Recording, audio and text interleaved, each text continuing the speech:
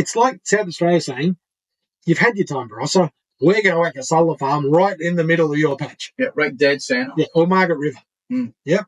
Wine growers have pleaded directly to Victorian MPs to prevent one of the nation's leading grape regions being home to Australia's largest solar farm. G'day everyone, welcome to the Bothy. G'day. Today we're going to talk about these solar farms that are being fast-tracked through by the Victorian government, and in particular the one out at Colbinabbin, which is near Heathcote. Yeah. Before we talk about that though, we'll just work through what the Victorian government have done. So during COVID, they brought in the Development Facilitation Program to help speed up the approval and starting dates of building construction. Yeah. So that, because we didn't have much else to do during COVID, so that builders could get on and start their projects, developers could get on and start. Yeah. Yeah, it was a good idea. Because, it was. We would not have had half the amount of work that we've got if it wasn't for that. Correct, exactly right. As with all things, in March 2024, the Victorian government expanded the program to include renewable energy projects. Of course they did. Of course they did. Despite objections from Liberal and National, Labor had the numbers with the Greens. Pushed it through. Yeah, so in March 2024, this became law. And what that meant is that this would now see the community have some consultation, but no seat at the table, no right of appeal, and no avenue through VCAT. So once the Victorian government has made their mind up, that is it. Yeah. There's no way you can stop this project going ahead. What's happening in democracy? There's no democracy in Victoria. There hasn't been for a while, mate. Dan took that. Yeah. Go, Monica. Bloody Dan. So since then, renewable projects are being pushed through. Anything over 1 megawatt is considered a project. So just every single one they've got going there. Yeah, exactly right. The Victorian government say that they've done this so that they can meet their target of getting rid of coal by 2040. And they're way behind on that target. So they need to accelerate the program as quickly as possible. They're just so obsessed with it, aren't they? They are, mate, and they're doing it at any cost. Cost to people, cost to the state. Why couldn't it have been like this for the Australian people? Yeah. Why couldn't it have been like, let's try and get the Australian people's lives better?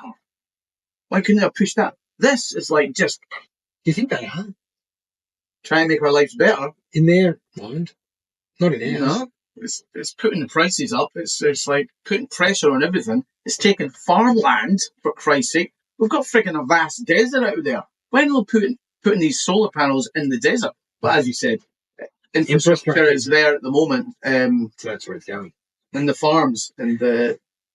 Well, let's talk about this example because this affects you and I as red wine drinkers, and we're not very happy about it. So the Colbinabbin solar farm is going ahead. So the Victorian government listened to the locals, which is great, and then disregarded what they said, even though they got 271 objections from the locals. And the solar farm and battery storage facilities will be built. So for those that don't know, Colbinabbin is 27 kilometres from Heathcote. Anyone who drinks red wine in Australia and likes a Shiraz will know of the famous Heathcote Shiraz grown in that area. It's grown so beautifully in that area because it's dry. It's got the southerly wind, perfect weather, and it's got the Cambrian soil. So it's got iron oxide in the soil. It's a red soil, and it goes really well. Gives the Shiraz that beautiful body and flavour. Solar farm's been approved to cover 665 hectares, 1,650 acres of prime agricultural land that was, up until it's becoming a solar farm, a winery and sheep grazing land. Yeah. It's beautiful land. Yeah. They say it's the best farming and agricultural land in Australia. And let's just plonk all these bloody solar panels on top of it. Farmers are saying, though, that it's not just the solar farm that it's an issue, and that the microclimate that this solar farm will create will cause a heat island effect for the area. And the solar farm is surrounded by vineyards, and they're really concerned that it's proven now that a solar farm of that size will increase the temperature by 3 to 4 degrees Celsius. Yeah. And while that heat dissipates as it spreads, wineries in the immediate vicinity are going to be affected. They will be affected. Yeah. And not just by temperature. There'll be less wind potentially. less rain potentially. Yep. It'll be a change to the weather patterns. And none of this is taken into account. No. What has been taken into account is there's already infrastructure nearby. Let's hook up to those wires. Yeah. That's really all it's about, isn't It's it? about doing it as Yeah. cheaply as possible so that green energy doesn't blow even further out of the budget. It's not like we need farmland anyway, is it, really? Because, I mean, the farmers are all going to be out of business when that tax goes through. Yeah, so they'll all be stuffed anyway, so we'll just buy everything from China or America or wherever. We can eat all that American meat with all their preservatives. Yeah. All Yeah. that meat, as you keep saying. Yeah. I'm looking forward to trying it. It's very expensive. Super. So we've chosen this location because of the excellent source of solar, which it is. Yeah. It's hot and dry, no doubt about that, and because of the infrastructure. But we've given no thought yet again to agriculture. We've just, hey, farmers, we're going to crap all over you. Yep. We're going to take your land. We're going to put a solar farm on it. And those properties next door, if you're affected, if your winery is no longer as good, or your vines are affected, or your grapes Too bad. don't grow as bad, stiff shit. Yeah. Yeah. Not our problem. Yeah. No. We're not NIMBYs here. We believe that this is the best farming soil in the state, and it should be preserved for producing premium, high-quality, value-added agricultural products. Yeah. So it's just... That's the politicians at their normal. Yeah. That's See, just how they are. They don't give a shit about people. You got the Queensland government who listens, Yeah. decides, and acts. Well, this one. This one. This one. True. That's Yeah, very true. temporary. Yeah. Well, hopefully they'll be in for a while. They've only just got in, which is good. They've been at least 3 years. The Victorian government doesn't care. They're single-mindedly focused on this green. Net zero, no matter what we destroy in the meantime or on the way to getting to net zero, we're going to just full on into it.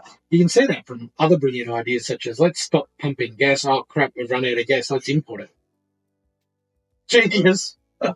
It's just genius, mate. Don't even get me going about the gas. That's just annoying. They're so single-mindedly focused on net zero that it's come at any cost. Yep. They're hurting farmers. They're hurting industry.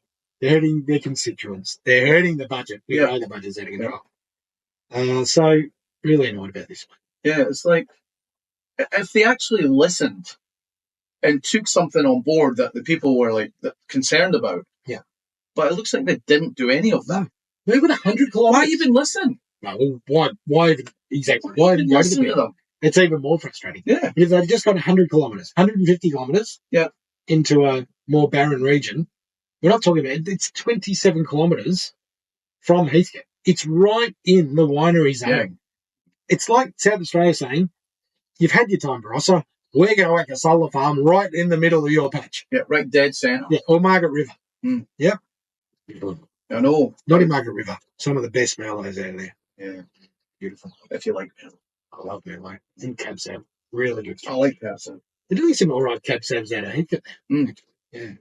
But this is annoying. This is just another kick in the face for the farmers. I know we say a lot, mate, but... Yeah. It just is. Yeah.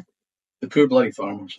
So let us know what you think. This is going to affect our red wine. More importantly, it's going to affect the livelihoods of people in the area and the climate of the area, and we're not for that. So please, Victorian government, reconsider before it starts. In fact, it's going to be finished by 2027, so it's on the way.